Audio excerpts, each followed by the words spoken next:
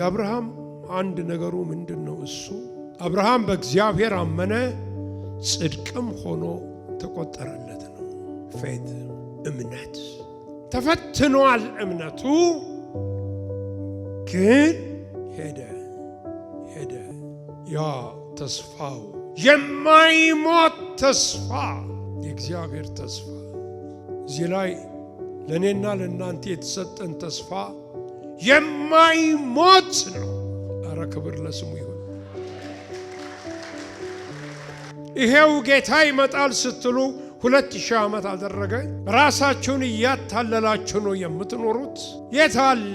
የታል የሚመጣው የሚሉ አላጋጮች እንደሚነሱ ብሎ ጴጥሮስ እንደተናገረው ይሄው በዘመናችን አሁን እየሆነ ነው። ነገር ግን ተስፋ የሰጠው አይዘገይም።